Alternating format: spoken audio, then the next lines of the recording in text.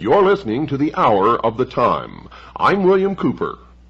From Tinker Bell to Artie Shaw to George Bush's 1,000 Points of Light, America has been mesmerized by stardust since its very inception.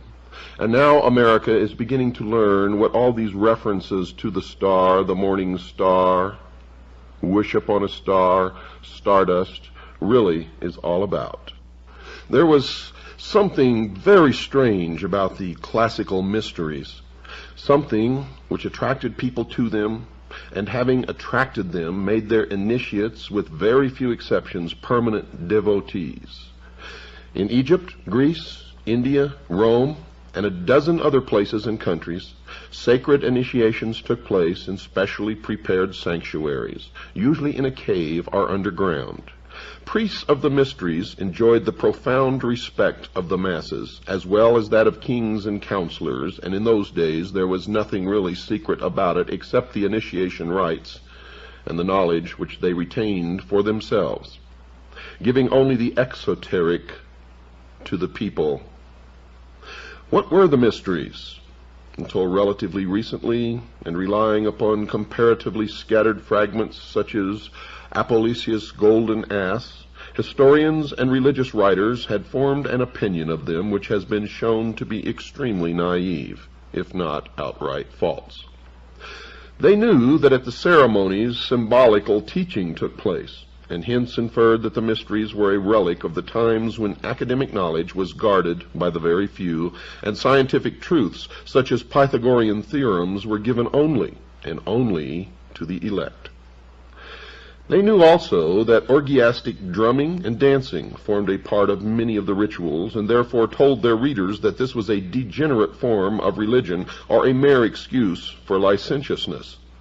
They found that stories of ancient gods and heroes were recited, and were sure that the mysteries constituted little more than an underground survival of prehistoric religion, magic, or tribal initiation.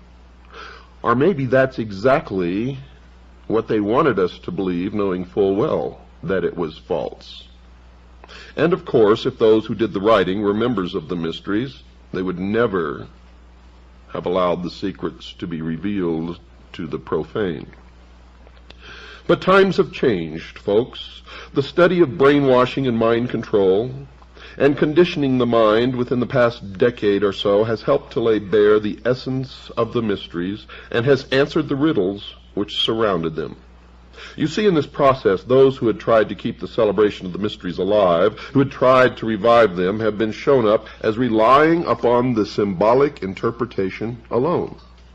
And this revelation has been in its own way one of the most startling developments of contemporary religion. You see, for almost anyone, for instance, can get away with telling anyone else that he was an Egyptian priest in a former incarnation, because there's so very little verifiable material available to prove the reverse. It becomes obvious, though, when you attend a party populated by these nuts, when 6 people introduce themselves as having been Abraham Lincoln in a past life.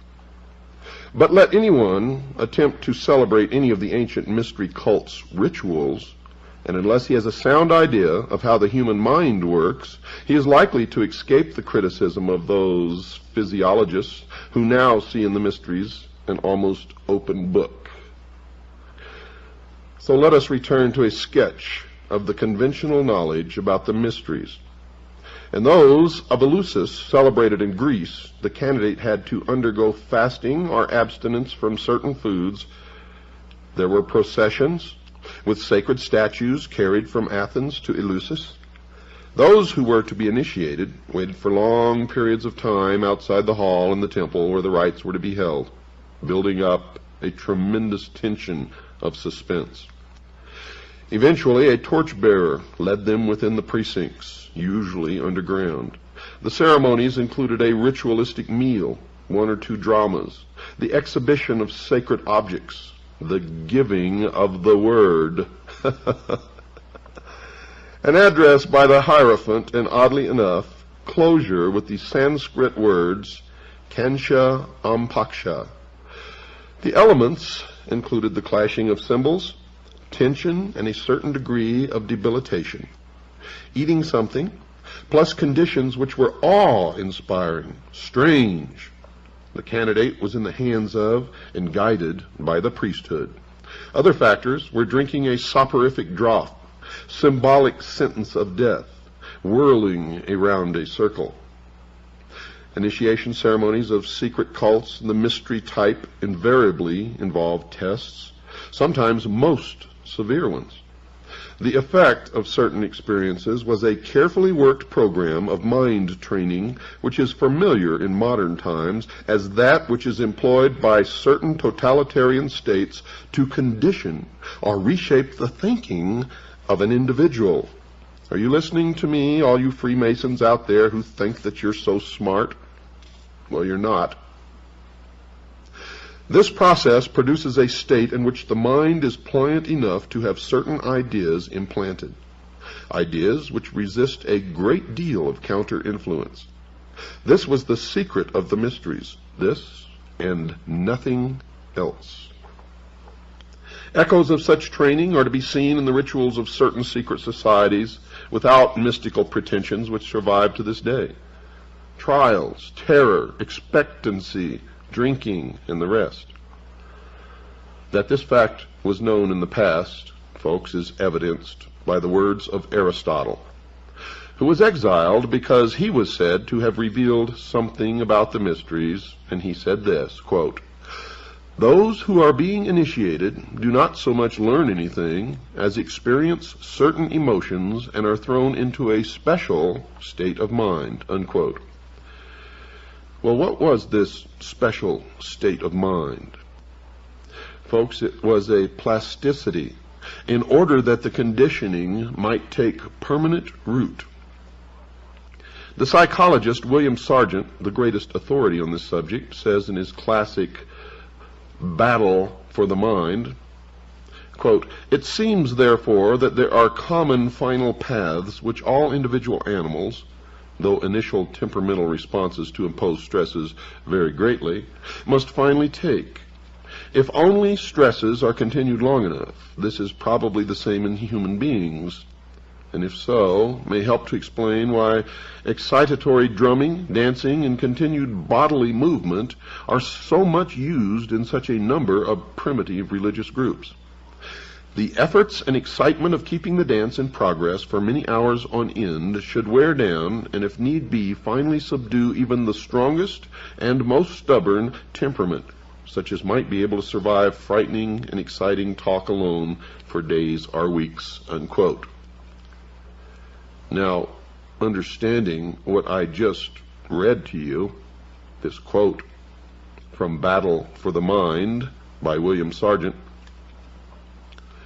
can you still say that music plays no part in the conditioning of the mind? That the words in the music is not being entrapped by the subconscious of those young people who dance for hours listening to this music? If so, I think you'd better rethink that position, for it is a form of mind control, brainwashing. Dr. Sargent notes that Chinese experiments in mass excitation, breaking down and reconditioning, are based on the same physiological principles as religious conversion, and also group and individual psychotherapy treatments. Folks, these include the application of tension, fear, anxiety, conflict, to the point where the subjects are uncertain. And in this state, suggestibility is increased and the old pattern of behavior is disrupted. The fact that the devotees of the mysteries were thoroughly conditioned to them and felt that they were important in their lives is seen in much historical evidence. Even in the 4th century of the Christian era, the Greeks were insisting that they, quote, would consider life unbearable if they were not allowed to celebrate those most sacred mysteries which unite the human race, unquote. Now, the work of those who have pointed out the function of the mysteries as mind training and conditioning has, of course, evoked no answer from those who still think that the rituals are mere symbolic representations of knowledge or of facts. And indeed, they cannot admit this simply because they would be admitting their own foolishness and stupidity in the process. So they will resist at all costs and continue to go to their meetings, for to do otherwise would be to confront their own fallibility. And in human nature, that is one of the most difficult things for any individual to do. We all realize that. It's interesting to note, folks, that the ecstasy which is produced by excitatory methods and is followed by manipulation of the mind is still sought by members of many secret cults who are aware of the scientific explanation. You see, irregardless, even when they know this, they still seek it out, because for them it fulfills some terrible need way down deep inside their gut.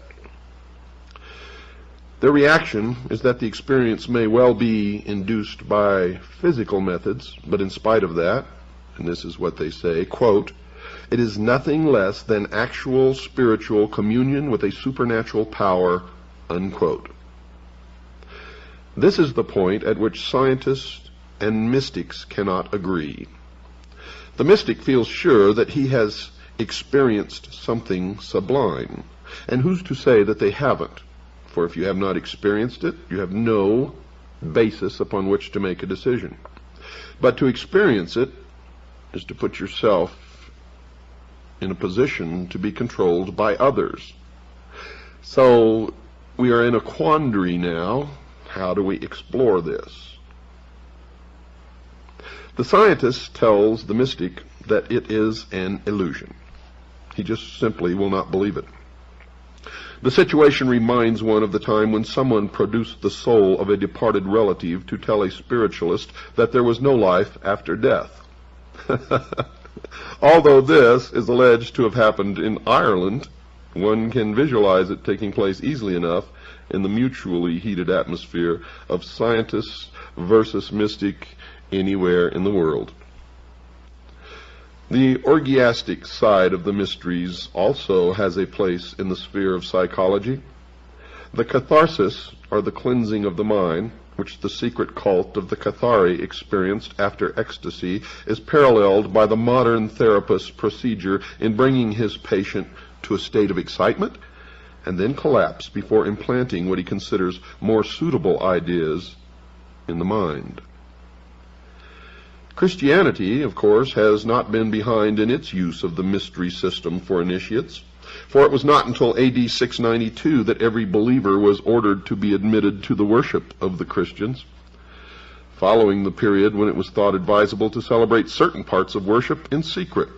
You see, Christianity in the beginning was a secret society itself, and the correct name for it was the Friendly Open Secret Society, although in the beginning there was nothing open about it. Traces of this survive in such customs as that of the Greek Orthodox Church, where the priest celebrates divine worship behind a curtain, which is only taken away during the elevation of the host. Quote, since at that moment the worshippers prostrate themselves and are not supposed to see the holy sacrament, unquote. The reason given for the secrecy of the practice of the Christian cult gives a clue in explaining that the celebrant must be prepared by expectation. Saint Augustine laid down that secrecy was essential because the mysteries of Christianity were incomprehensible to human intellect and should not be derided by the uninitiated. Secondly, because this secret produced greater veneration for the rites. Thirdly, that the holy curiosity of those to be initiated into the experience of Christianity should be increased in order that they might attain to a perfect knowledge of the faith.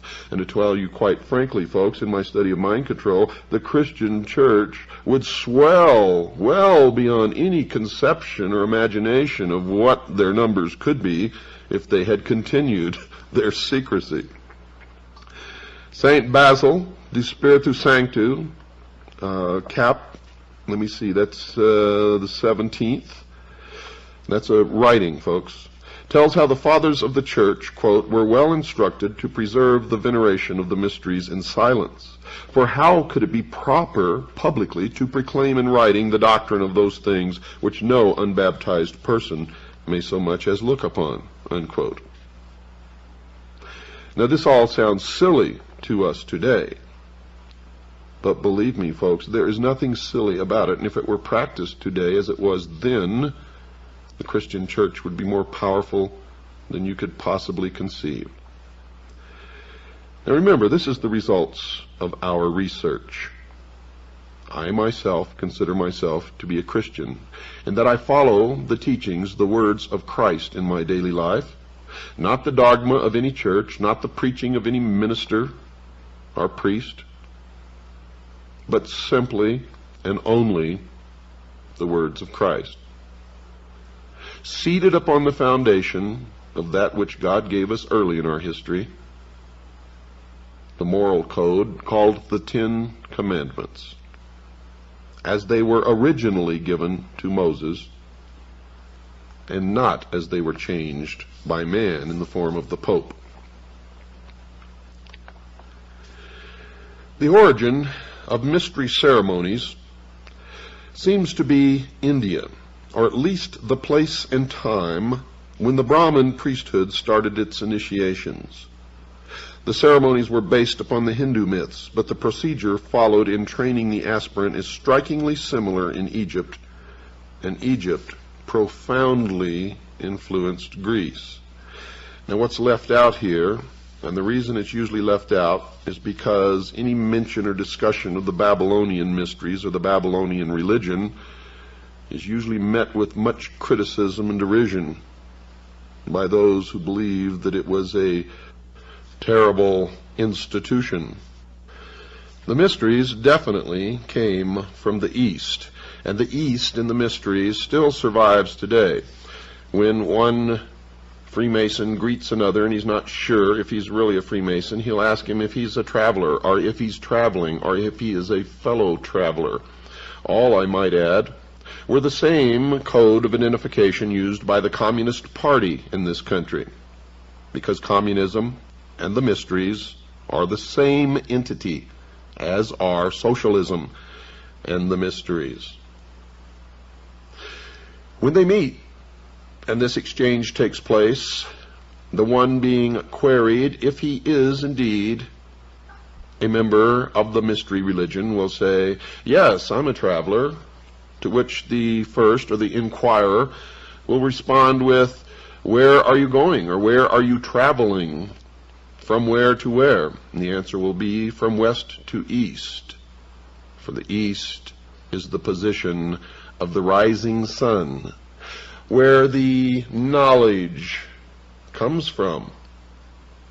You see, for in our early history, it certainly can be proven to have come from the East. And the sun was the symbol of the intellect.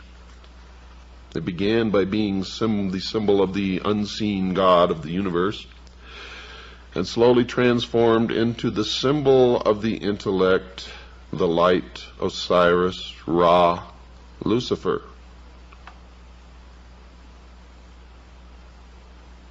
Prayer, fasting, and study were the first requirements when the Indian candidate prepared himself for the trials which were before him. All of this, folks, originated in Babylon at the dawn of civilization. for the actual sight of the great gods and for the final word or teaching which would be implanted in his mind when it had become sufficiently prepared to receive it. And if the weather was cold, he would have to sit in the snow or rain, naked. In the torrid heat, he sat in the full blaze of the sun with 4 fires built around him to give additional heat. And this was the first part of the undertaking. While he repeated prayers and repetitions, which included the invocation for his complete conversion. This latter concentration, folks, upon the desires of the candidate is applied in more than one of the mysteries. Some of the initiation ceremonies were cruel and painful. Coupled with the word which is given during the ceremonies, it means that the power of suggestion is being applied continuously and should penetrate into the mind at every moment when it is able to receive it. This period of dedication was succeeded by one in which he visited the underground cave of initiation. And when it wasn't in a cave, it was in a tomb or a crypt, such as the pyramids of Egypt, which were never tombs of pharaohs, but were, from the beginning until the end of their use, they were temples of initiation. Passing through a tunnel of complete darkness, the initiate emerged into the cavern, where 3 priests, dressed as gods, awaited him in resplendent and intimidating array. After being addressed and partaking in the oration of prayers, the initiate walked rapidly around the temple several times, this called circumambulation, and was then carried through several subterranean and unlit caves.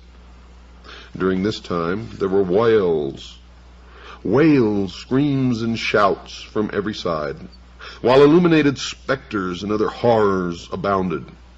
At the end of this terrible experience, the aspirant came to 2 doors, which, when thrown open to the sound of the sacred conch trumpet, the conch, folks, is a shell, revealed a scene of brilliance and glory. This hall was full of every delight in the form of pictures, music, and perfume.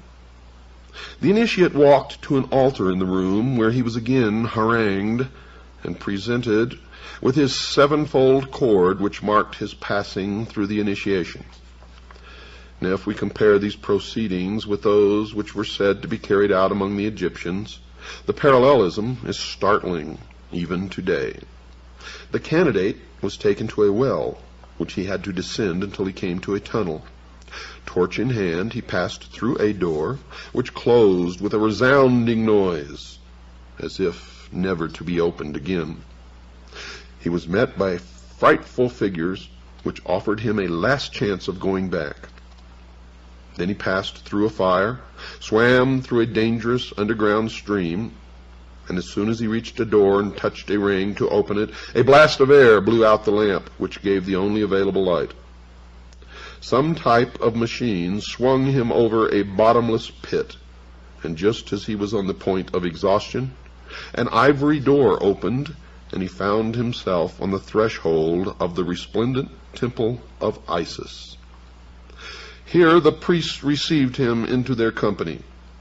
After this series of tests, he had to undergo fasting and what would nowadays be called indoctrination before he could be considered completely initiated into even the 1st degree. The foregoing experiences were followed by the higher degrees, those of Serapis and Osiris. And in the process, the wives of the priests would tease him and cajole him and try to get him to make love to them. And if he successfully resisted, then he could say that he had passed all the tests. But if he succumbed to their advances, he was not considered worthy. It is needless to outline the beliefs and methods used in the Chinese, Japanese, South American, and other mysteries, because while the legends which are inculcated may vary in some way, they are all essentially and basically the same. The training hardly varies at all. The real mystery of the mysteries, folks, is how and when man first discovered the use of certain procedures to condition other men and thus rule them and control them, and whether the discovery was instantaneous or gradual, or simultaneous or at different times and places. But one cannot date doctrines as one can archaeological finds by radioactive carbon dating.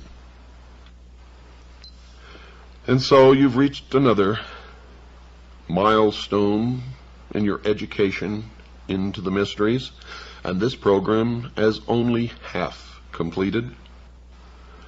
And again, I must remind you that we have just begun, for we are essentially covering 6,000 years of the history of a hidden religion known simply as the mysteries. To Christians, it is Mystery Babylon. To others, it is called the Invisible College.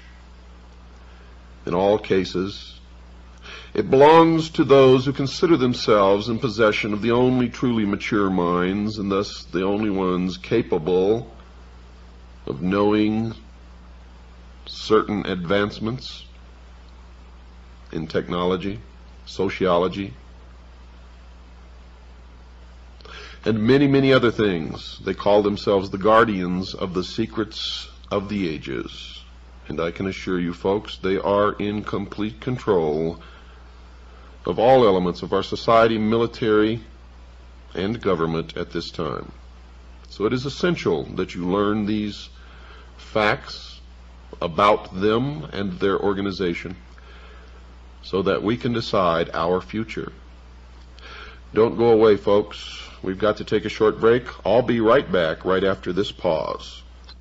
The cult of Mithra, the intercessor between man and the Persian divine power Ormuzd, was once an extremely widespread one, for it is the original cult of the sun. From its origins in Persia, the faith spread to Babylonia, Greece, and finally the Roman Empire, where it struggled against Christianity at the latter's inception. Christianity believes that it won with the decline of the material virtues of the Romans, but there are people who worship the solar deity today, and even London has its Mithra temple. Mithra was said to give his worshippers success in this world as well as security and happiness in the next. Sound familiar, Freemasons? He was originally a genie, the worldly representative of the invisible power which ruled the affairs of men. Later, and the cult probably has a history of over 6,000 years, he became thought of by his devotees as being not just one of the 28 genii, but the only one which mattered, and the only one who could cater for the wishes and needs of the people. Thus it was that the ancient Aryan worship of Ahura Mazda, the Supreme Being, was displaced by that of one of his representatives.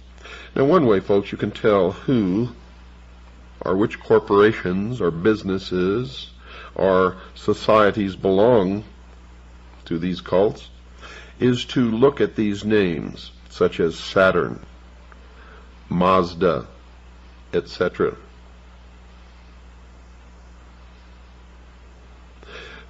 Ahura Mazda, the Supreme Being, was displaced by that of one of his representatives, although archaeological research has produced little to give a clear picture of the rituals and beliefs of the Mithraists.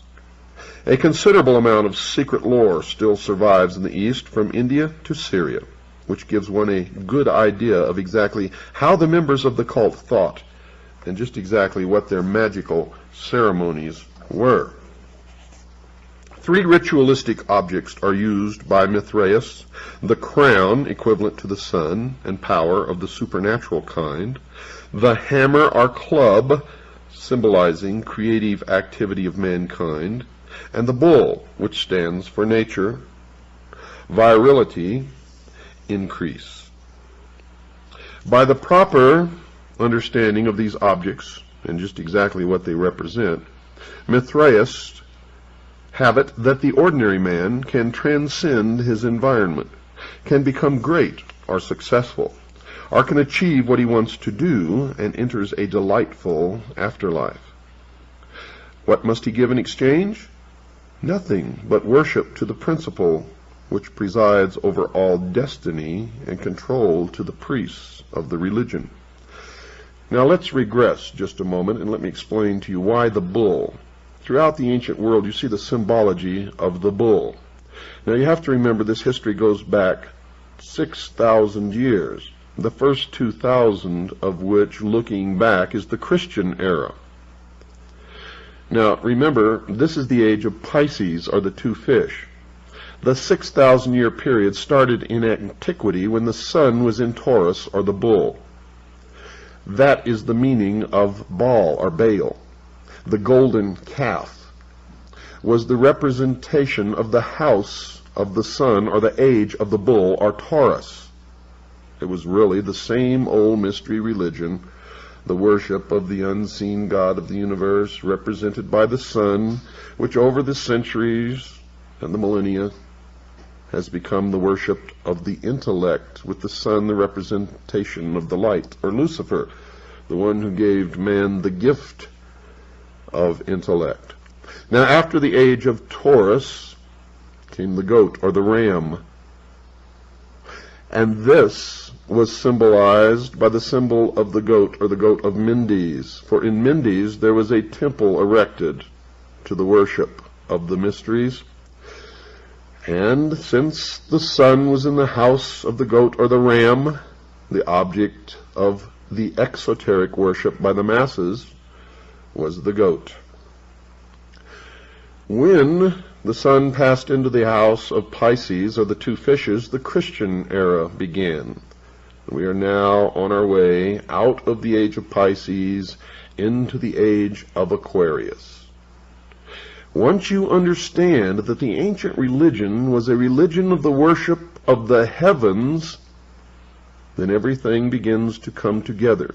And when you understand that they ceased believing in an all-powerful, unseen God, or hidden God of the universe, and became essentially pantheists, believing that everything is God, they call this nature, or the natural way, then you can understand how man became to worship the intellect, and the symbol which used to represent the unseen God of the universe came to represent the intellect, the use of which will bring man to the state of apotheosis, where man himself will become God. And then you begin to look at all the things that are happening today, and you see their symbology everywhere.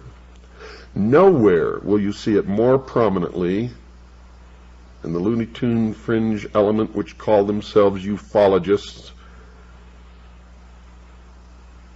You will see that everything to do with the so-called UFO phenomena comes right out of the mystery schools. One reason, folks, for the loss of importance of the cult of Mithras, undoubtedly, is the admission was restricted to those who were thought worthy to receive the blessings which would come through the proper beliefs and use of the magical powers presided over by the Mithra priests. Christianity, for instance, was open to a far greater section of the population, even although the Christian mysteries were not accessible everywhere to all until relatively late in our history. At the same time, some of the Mithraeus ceremonials were of such obvious emotional appeal that scholars are agreed that the purely ritualistic side of Christianity owes much to those of the sun god of the Persians, and if you've been listening to this program, you already know that Christianity was actually merged with the religion of the worship of the sun into what is now known as the Vatican. The lowest degree of initiation was known as the sacrament and could be administered to anyone. Theoretically, who could be relied upon to keep a secret and who would eventually develop into a regular and devout worshiper. This degree was called that of the crow, and it symbolized, according to present-day Mithraeus, the death of the new member, from which he would arise reborn as a new man, and today the crow is known as the phoenix. This death, or symbolic death, spelt the end of his life as an unbeliever, and canceled his allegiance to former and unaccepted beliefs. The use of the word crow probably derives from the ancient Persian practice of exposing their dead to be eaten by carrion birds, which is still carried on by the Parsi community in India, who follow parts of ancient Iranian religion as supposedly taught by Zoroaster. But if the crow symbolized death, it was also the delegate privileged to take over the human body after death. Of course, this meant that in a sense it was superior to humanity. Thus it was that the members of the cult was superior to the ordinary run of mortals. They believed themselves to be a separate race of man, and still do. The candidate descended 7 steps into the temple, which was an underground one, fashioned in the shape of a cavern, and made to look as much as possible like a natural cave. Initiation tests now took place. The newcomer was pursued by wild beasts, priests in animal skins, demons, and all sorts of terrors. He had to fast for 3 days. In this debilitated, altered, and plastic state, he was given a lecture by a priest on the responsibilities which were now his. Among these were the necessity to call brother only those who had been initiated. In the words of a Freemason today, whose son I happen to know, "If you are not one of us, you are nothing." Those words were spoken to his son when he asked his father why the Freemasons that he knew and his father were persecuting a local businessman and trying to drive him out of business. Now bear in mind that his son was not a Freemason. Let me say those words again for you folks. Quote, "If you are not one of us, you are nothing," unquote. All family ties were severed. Nothing mattered except doing one's job well and carrying out the worship of Mithra. The final ceremony took place amid the clash of cymbals, the beating of drums, and the unveiling of a statue of Mithra himself. This latter showed Mithra as a man carrying a bull by the hind legs. Now the symbolism of this piece of sculpture was explained to him. The bull, in addition to symbolizing fecundity, was representative of animal passion, and it was also the house in which the sun dwelt in the first 2,000 years of the religion. It was through invocations to Mithra that mankind first discovered how to overcome this force and how to discipline himself. Therefore, the secret of religion was partly that the worshipper must restrain himself physically in order to attain power over himself and over others. And this is the mystery of the Sphinx that man has been trying to decipher since man discovered the Sphinx in the modern world. It is simply this, that man is nothing but an animal with a brain, with an intellect. It is to remind us, folks, it is to tell us that no matter what you think or how high you get, you are still nothing but an animal with an intellect. Period. This graphic teaching of the diversion of sexual power into psychic channels shows that the Mithraists followed in essence the pattern of all mystery schools which believed in the production of power through discipline. In this they are clearly distinguished from the more primitive and less important orgiastic schools which merely practiced indiscriminate indulgence, mass immorality, and so on. The neophyte in this initiation then drank a little wine from the symbol to show that he realized that the symbol is the means whereby ritual ecstasy comes, which puts him in touch with the higher powers. Now 2 long lines of initiates knelt on either side of the low stone benches which traversed the crypt, Remember, George Bush was initiated in the crypt or the tomb at Yale University into what is known as the Skull and Bones, the Russell Trust, the Brotherhood of Death. Now, remember, 2 lines of initiates knelt on either side of the low stone benches which traversed the crypt, and as the new member, accompanied by the priest who were initiated him, walked along the central aisle for the eating of the bread, a number of pieces of dried bread were placed on a drum, similar to those which were being softly beaten by one of the priests. The candidate ate one morsel, signifying that he accepted Mithra as the source of his food. This bread, according to their beliefs, had been exposed to the rays of the sun to absorb some of its quality, and thus the worshipper was partaking of the nature of the sun itself in this ritual observance. But it goes deeper than that, folks, because the sun is what enables all life to exist on this planet, being that the planet is at the perfect balance where it is neither too hot nor too cold, and that the planet is tilted upon its axis, creating the seasons which enable food to be grown in the more northern latitudes than if the Earth was stable on an axis where only one portion of the globe always was in direct alignment with the sun. Then it would be too hot at the equator. There would be one narrow band in the northern and southern hemisphere where crops could be grown, and it would be too cold in the northern and southern hemispheres. So this ritual observance has scientific fact behind it, in that the bread indeed did come from the sun. And now the initiate was taught the password of the cult, which was to identify him to other members, and which he was to repeat to himself frequently in order to maintain the thought always in his mind. Quote, "I have eaten from the drum and drunk from the cymbal, and I have learned the secret of religion." Unquote.